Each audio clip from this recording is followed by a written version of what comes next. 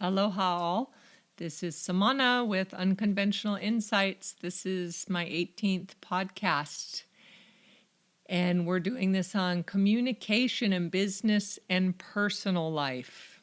Now, I know we're Scorpio time, and I was trying to keep to the themes, but in order, because this is what Scorpio does in the month of November, is that it actually brings up past stuff and these yuck feelings and anger and sadness and all these past things can come up during Scorpio time. And basically, it's coming up because it's a month for transformation, as I said in my last podcast.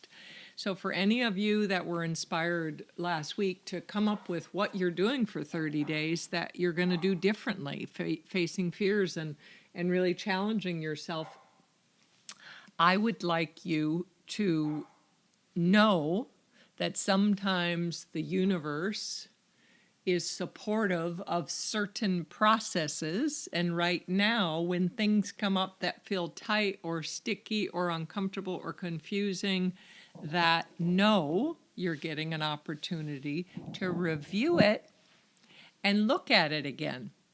So, bringing that into why I'm talking about communication, that is the easiest way to have the skills and the tools to resolve things that are coming up. So first, feel the feelings. Notice it in the body, where it is, how the sensation feels, tracking it, various things. And then when you have an idea about what's going on, either journal it first, which is one of my favorite things to do because it's safer and it usually gets that first draft of a charge off. And then if it's a person that you can communicate with, then after you take the charge out and you communicate with them, then it will help that. So one of my specialties in my counseling and my life coaching and my workshops has always been conscious communication. So styles of communication, we ideally want to be direct and clear in our communication. We do not want to be passive and vague. I have said to some people that they speak sideways. I picture a little crab on the beach, how they walk sideways and they're never direct. Where instead of just like, this is what's happening. And I know that it's like cultivating a muscle, like when you first go to the gym or getting a skill in anything, communication, learning to speak your truth. People that get chronic sore throats and are constantly clearing their throat and there's blocks in there. These are people that have that chakra is blocked, so they have communication issues. So either they're not speaking up when they need to speak up in the moment, or they're not sharing their total truth, and it will show. The body doesn't lie. I will always say that. Now, my family has always been great teachers of showing me what works and what doesn't work in communication. So, when I counsel people and teach people, and we always have one or several family members that are a reference of an area that we get an opportunity to speak clearer and more consciously. So first, let's talk about intimate relationships, because that's the theme right now in many things. So let's say it's with our partnership. Now, it is across the board, whatever psychologist or writer or article you read, that the number one quality for success in an intimate relationship or with anything is going to be communication. So when basically, if we're doing this personally or in business, and you have clients and you're saying you're not speaking to me clearly, or the clients lose trust in you because the way you're speaking, then this is going to affect things. So going back to partnership. So if someone is vague in their patterns, and this is what's interesting. So I'll have clients speak to me about something going on in their partnership that's causing them discontent. And they say it very concisely, whatever the issue is. And then I say, did you say that to your partner? And they'll always say, well, they should know that, or we've talked about this before, or something. But I guarantee you, the way they speak to me and the way they speak to their partner is two different ways. And we're not aware of this. This is an unconscious pattern. So to bring consciousness to it, this is what I tell people in making this easier. Think of an issue that is causing you discontent in your relationship and write it down as if you're writing it to a friend that you're about to read it to. Because when we speak, it's just like me as a writer. I have to keep cultivating my writing to be better and better. Because we get into all this like vague, unnecessary speech where if we just bottom line it, clear, pure information. So write down the sentence as if you're writing it to your best friend or a friend, and then say that to your partner. So with clear communication, it has specific basic steps for success. The first is state your topic clearly in a short sentence, not emotional or drawn out. Again, the biggest complaint I've heard when working with partners is one or the other says they don't like getting into conversations because the person goes on and on and on and on.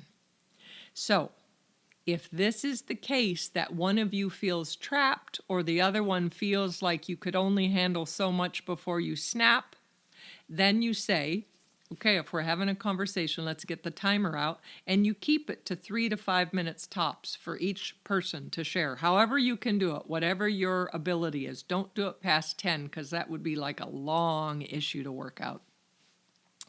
And so again, first you're going to state the topic clearly in short sentence, not emotional.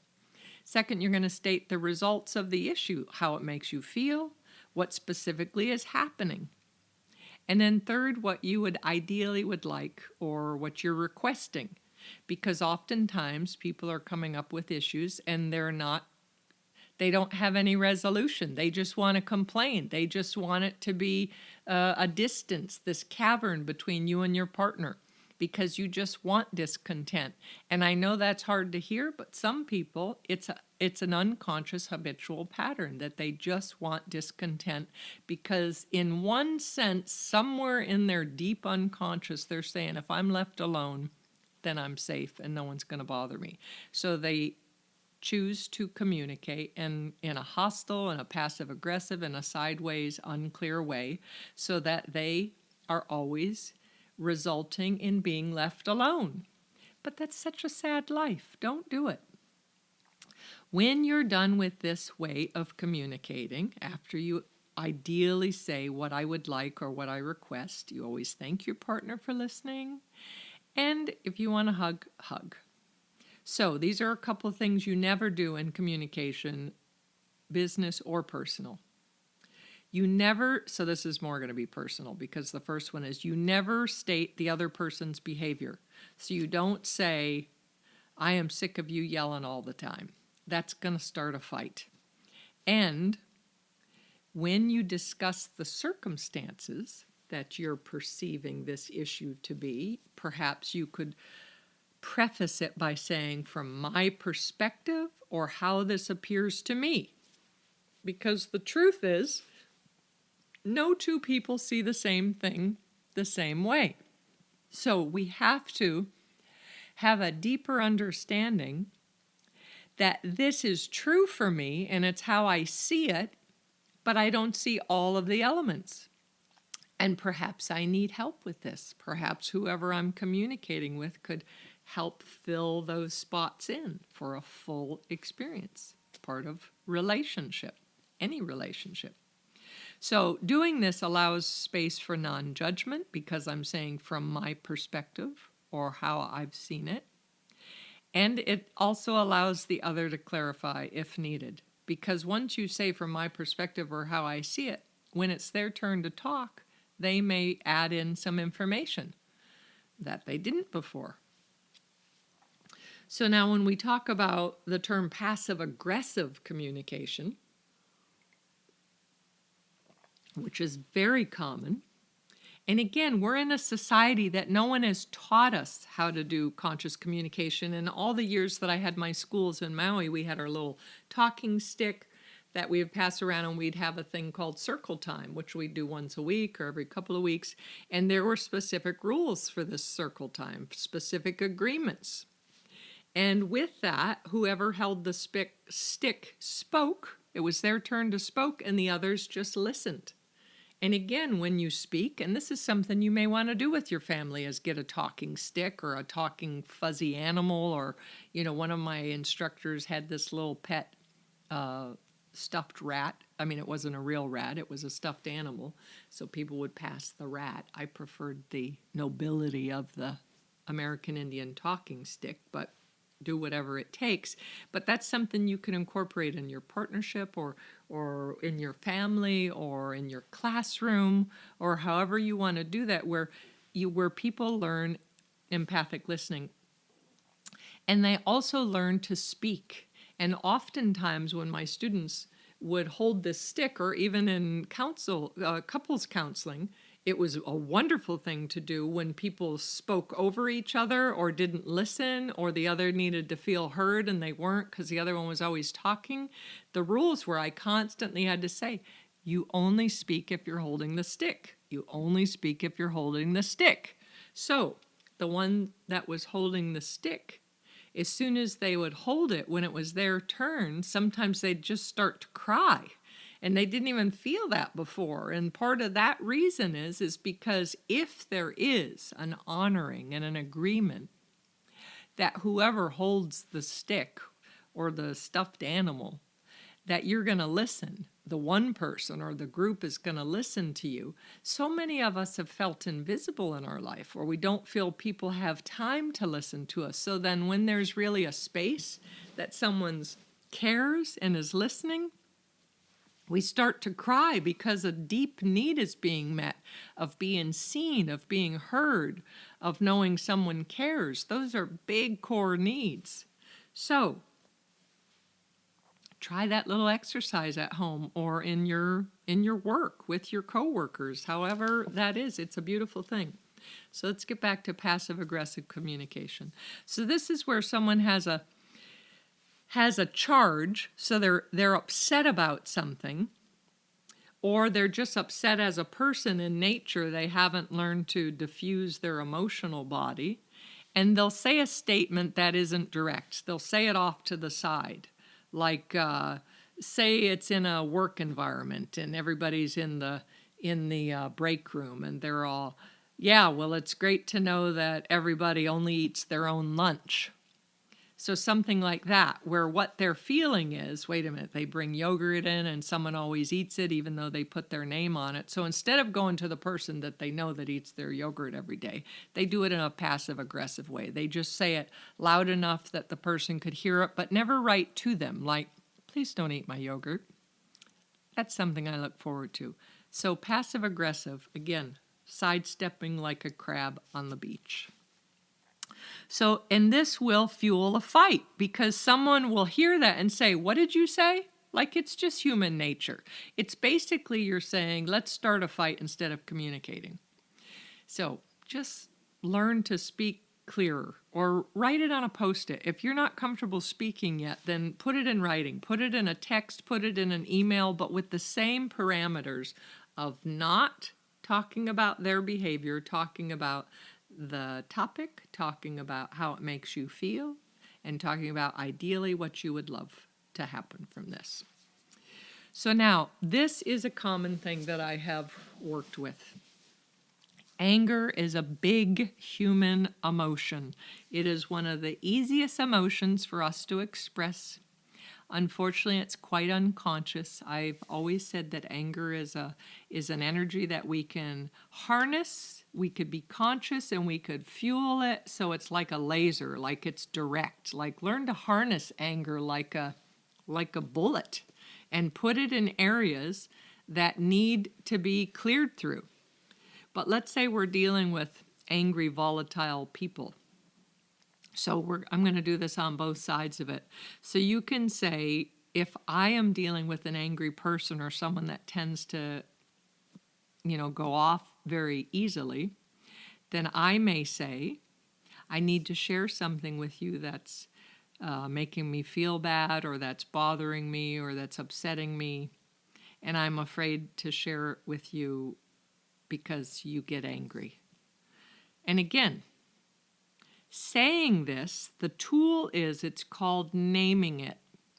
When you name a behavior, regardless if you do this in meditation, it's one of the tools in meditation when I'm sitting there trying to be still with my thoughts, and if thinking comes up, you label it, you name it, and it diffuses it. So it's a power. You could do that in any phenomena, any dynamic.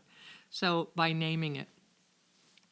Usually when the person hears this, they'll snap out of their anger for a moment, because you actually started by saying, I've had someone in my life that tended to be volatile and angry, and when I would say, and I'd usually do it through text or something, I want to talk to you about this, but I'm afraid you're going to yell at me. And then right away, he would say, okay, I'm not going to yell at you. And he'd prepare, because people aren't aware that it's their normal default mode to be angry. And again, that's a whole nother situation. And remember, I'm available for life coach via FaceTime, phone, whatever. I'm $100 an hour or 2 sessions for $150. Contact me. I am an expert on anger, fear, sadness. Contact me. Let's get back to this. So, by saying something to the person ahead of time, it is 93% chance that they're going to snap out of it. So, I personally am an expert at anger because I grew up with it. I grew up with it as a child, and then I started exhibiting it myself in my late teens, my 20s. By my 30s, and I started meditating and gave birth to my child, it was time to finally, once and for all, address this. It wasn't okay anymore. So, now, there was one time when my daughter was 2 years old, and I remember she was in her car seat, and we were driving through Kahului in Hawaii. And apparently I was on the phone, either talking with work or whoever, or who knows what. Who knows what was happening. But I had a million things to do, and, I own a business, I'm a single parent, all these things going on. And I get off the phone, and her little voice said to me from the back seat, "Are you angry, Mommy?" And I tell you, in that moment, I snapped out of it. I almost wanted to cry, because her little innocent perspective of asking me that showed me I didn't realize I was angry until she said that. So she was my teacher from a young age. So I have used that myself, and now I use it to check in myself if I notice that I'm swearing because I can't open the jam jar, or something's going on, and I stop and I ask myself, am I angry? And then I see, where is it in my body? How do I know I'm angry? I'm swearing at things. My stomach is tight. I'm breathing shallow. I do things like that. But back to using it when you're dealing with someone who's angry with you or in front of you often. So by stating your vulnerability, that it scares you, you're afraid to speak to them, it's hard being around them, this helps to diffuse the situation. So we can't control another person. And as I said, this is about a 93% chance that once you name it, like, I'm afraid to do this because I don't want to be yelled at, that will help. But let's say it's that 7% that this person's so ingrained in this unconscious construct that they can't shift out of it. Your only power always is your own behavior and your own vulnerability. So I don't know if I've said this in a past podcast, because I don't always keep track of everything I'm saying, but this is one of my favorite things that I've brought up many times in teaching. I read this article with National Geographic many years ago. I don't know, this was almost 20 years ago now. And I love anything to do with nature, because nature teaches us a lot. As a kid, I learned through the trees, through the animals, all of that. It's beautiful. So this was a story about wolves in the wild.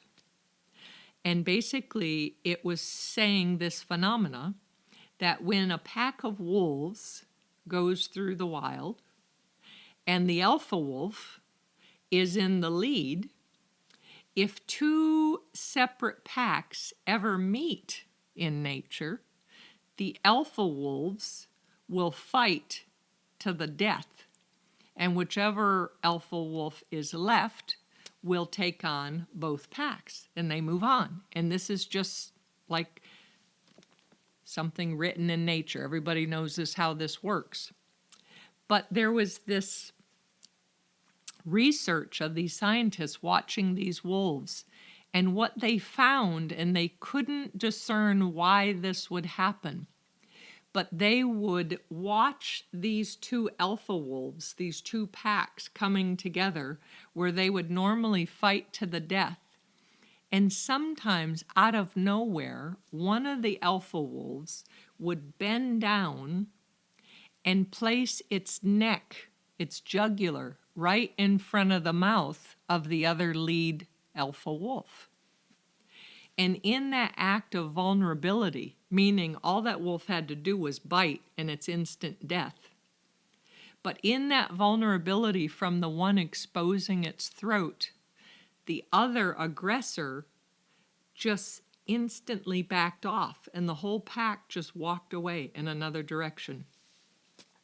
I tell you, the first time I read this, so this is never going to leave my storytelling, because when I read that, I cried, because at that point in my life, my anger and the anger that I was exposed to and saw in the world and everywhere, and I saw we would always wish that people in our life weren't angry, or wish that we weren't angry. But what is the remedy for this? The remedy is to be vulnerable, is to expose your throat, even when it's most scary, to say, this hurts my feelings. I am scared to talk to you. So, I've learned a lot about handling my energy to not provoke aggression. And when someone's constantly angry towards you, regardless if they're your parent, your partner, your child, your friend, your coworker, you have a right to say things like, that's hurtful, or I'm not your punching bag, or I'm too sensitive to be around your anger, and I'm needing to take a break until you are kinder to me. How about that for being very clear? There's nothing argumentative. There is no baiting there in that statement saying, I need to take a break till you're kinder to me. That is saying, I'm too sensitive. I'm owning my sensitivity to be around your anger. Try some of these tools. They're very empowering. And again, it's going to help you. And like I said, we would wish that the people around us, our family and friends, and even coworkers, that we would wish that they were always kind and clear and healthy, but they're not. So, what it gives us that opportunity is it gives us that opportunity for us to build our own sense of boundaries. So, maybe you're in relationships with friends or family or whatever, and maybe it feels like they're asking too much from you, or they're causing you too much strain on the relationship. Like maybe you feel it's one-sided, or that they're an opportunist, or something like that, and it just doesn't feel good to you every time you interact with this person.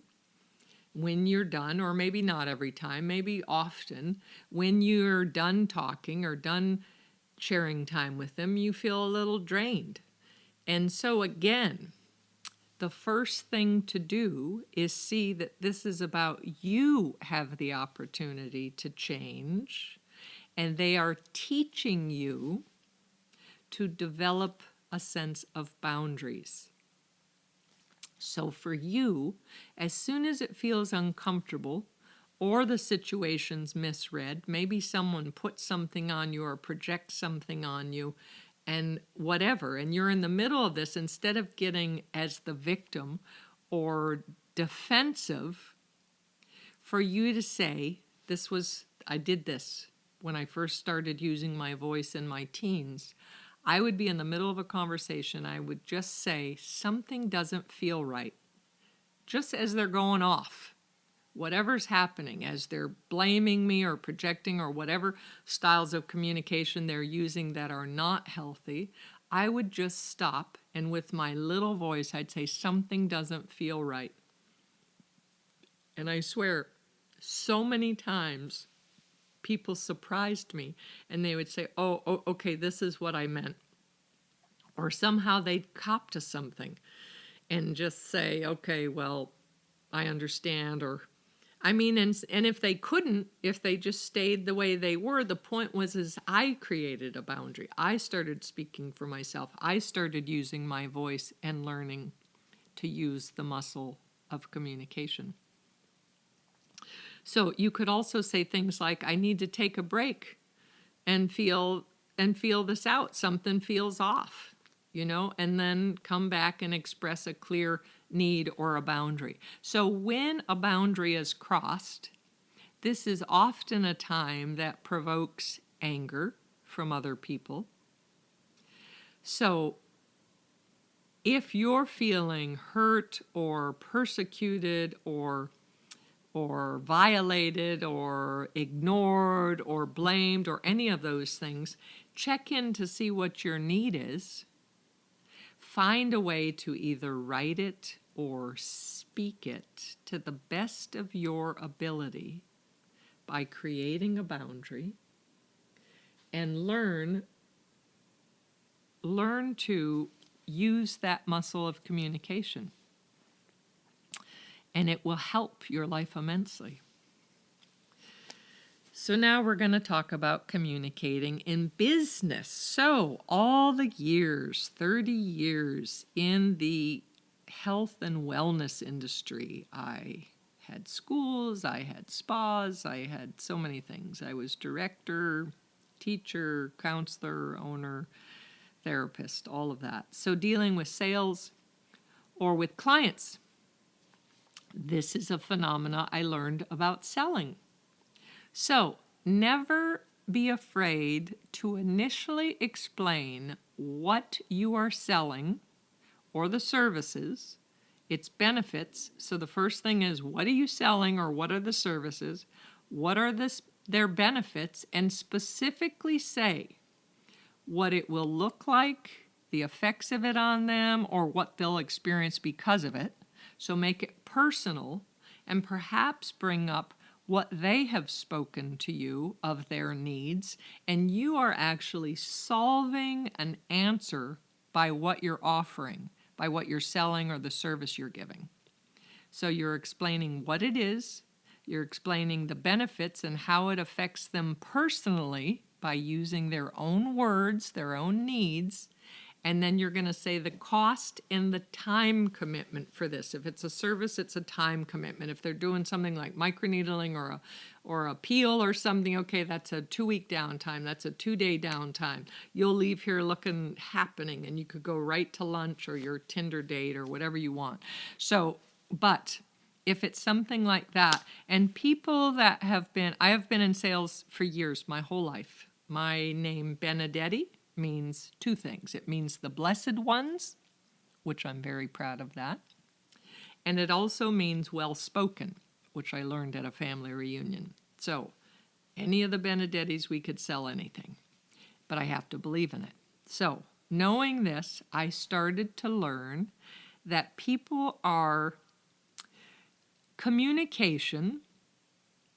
clear communication is what sales is all about. It's what our personal relationship, our professional relationship, and by being clear in communication, this is how you build trust. So, when we're talking about selling something, a service or a product, I personally can't listen to people that pitch me, because there's so many people scamming you out there, and everybody feels hustled. So no matter who you are, just know that everyone is overstimulated and they all feel hustled. So what I learned a long time ago in my early 20s, because I sold so many things, that if I begin speaking the price first, like for instance, let's say I'm doing something like I'm doing my total client renovation certification for healthcare professionals, and that is $500. It's a 30-day program, and it goes up to $750 in January. And this is giving you a specific cleanse, a specific plan of lifestyle changes on every level from physical, mental, and emotional. And it will consist of virtual time of 1.5 hours to 2 hours once a week for 4 weeks. So notice how I instantly said the price. That was the first thing I said. I said what it was, the price, and then I started saying the benefits of this. And what this certification allows you is whatever level you're at, if you're an esthetician, if you're a personal trainer, a life coach already, if you're a massage therapist, if you're a nurse, if you're any of these things, you're going to get the certification that will round you out so you could help clients in a total renovation. And this allows them to be happier, fuller people. Now, the people that I've already done on this course, so they say, well, now when people are saying this is my issue, I'm not 100% certain how to help them. What I tell you as my students, my graduates, is to constantly review your notes. You could always check in with me and ask me clarifying questions. And I'm going to say that you always know more than the client that is coming to you. So giving one more step to someone, you don't have to know all the answers, but you need to know the next step of wherever their stuckness is. If it's physical exercise, if it's emotional confusion, if it's mental unclarity, if whatever it is, you know one step more. So this is, again, clear communication. Now let's get back to this.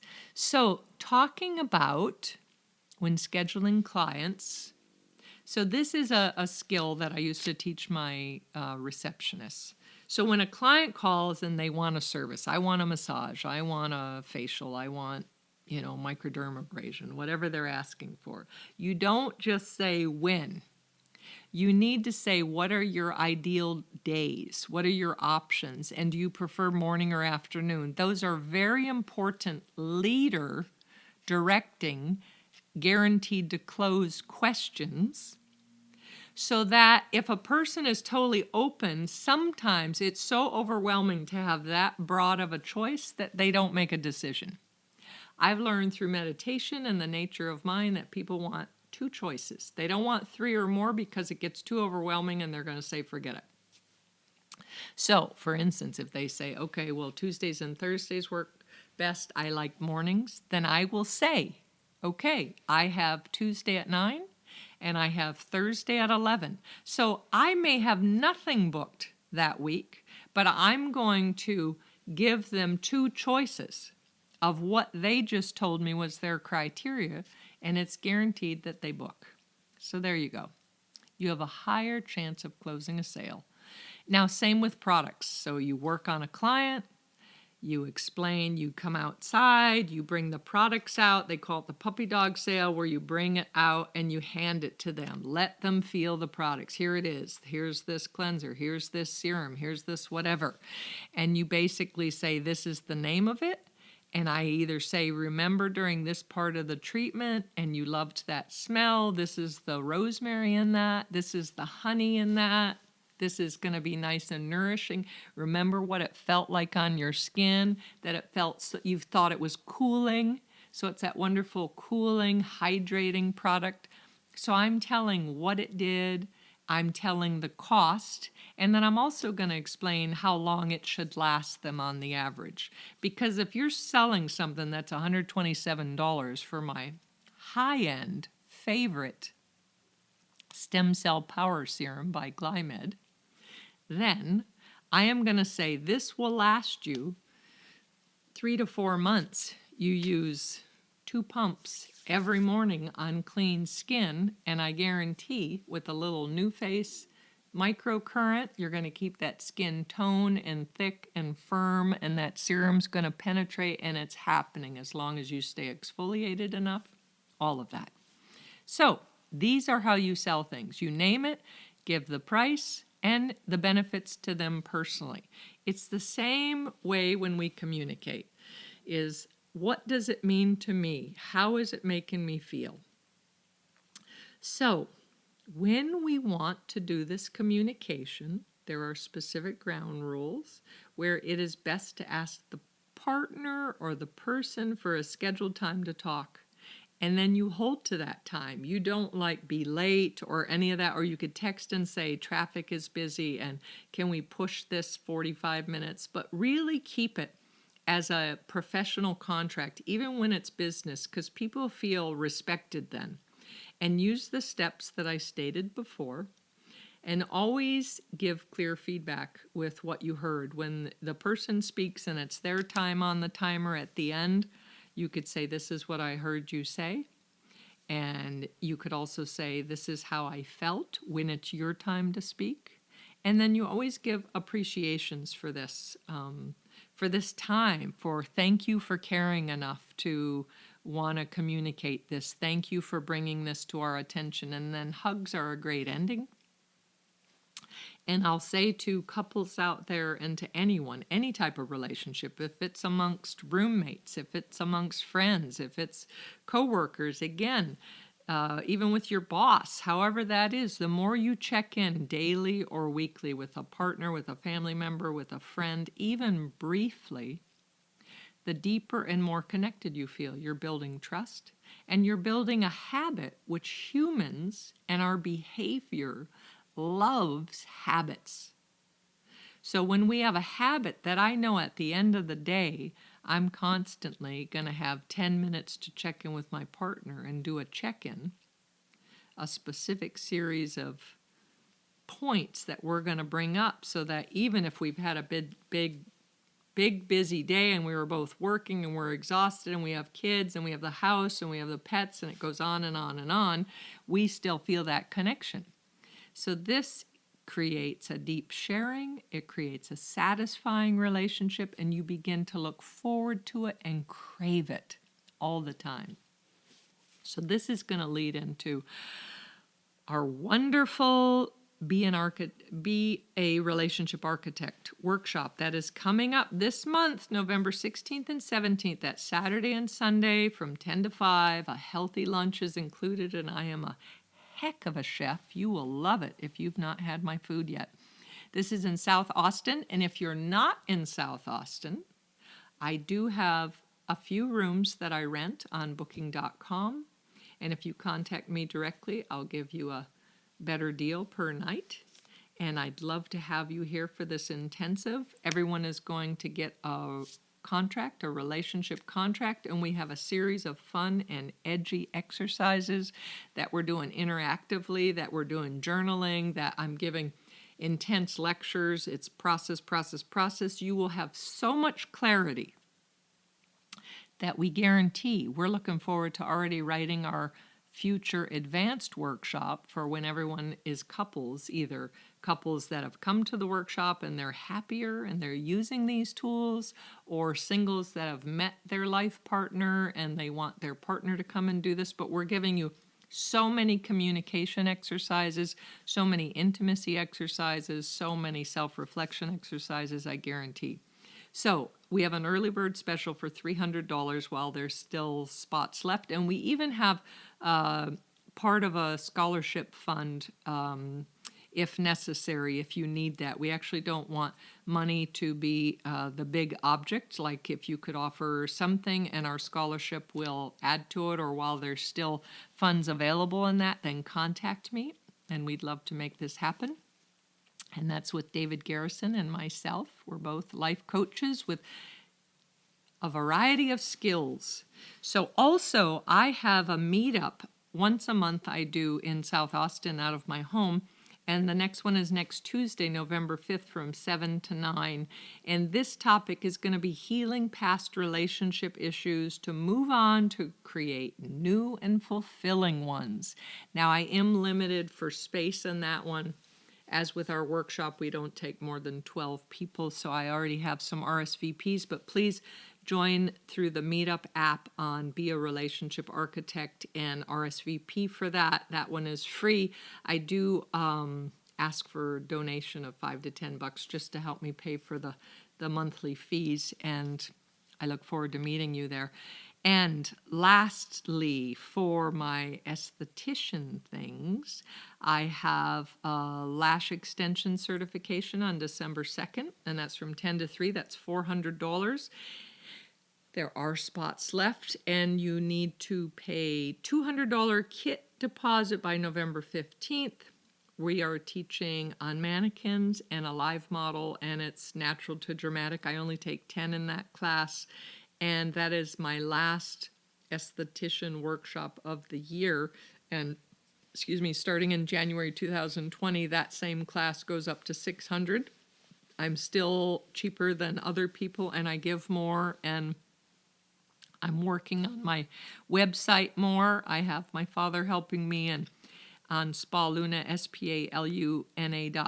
It's getting better and better. And those of you that have taken my workshops, please email me or text me your testimony so I could put it on my website, because I've taught for so many years. I've just never asked people for testimonies, and for people to get to know me in Texas and stuff, I could really use your help to have that written on there. And what else do we have? Okay, January 13th, my first workshop of 2020. Of course, it is in my hometown of Maui, Hawaii. I'm teaching from 10 to 3 and at Haiku Maui at the Temple of Peace. Microneedling, nanoneedling, micro-channeling for $250, and that is a deposit of $125 while spaces are left. There are only 3 spaces left, and one person just wrote me this morning, and I know Hawaii is 5 hours difference, so if she takes it, then there's only 2 spaces left. So if you want that, come. And again, reminding you about my favorite thing, and I'm already doing 2 new clients. I'm finishing 1 this week and starting 2 more. I'm only going to take 5 a month, but if you are in the healthcare industry and you want more rounded help for your clients, as I said, this total client renovation certification is big. It's powerful for you. I have you do this process for 30 days, so you could take a client through that for 30 days and contact me, and we will do that. My number is 808-283-7587, and you can contact me at Samana, SAMANA, at SPALUNA.com. And I look forward to next week. And if any of you have ideas for podcasts that you'd love to hear, please contact me and let me know. And you could text me or email me, and I would love to know ideas, because every week, I'm pretty good at coming up with stuff, but I want to give my audience what they want. Blessings to you. Happy Halloween. Enjoy this Scorpio time. When that stuff comes up, use your communication skills. Thank you. Aloha.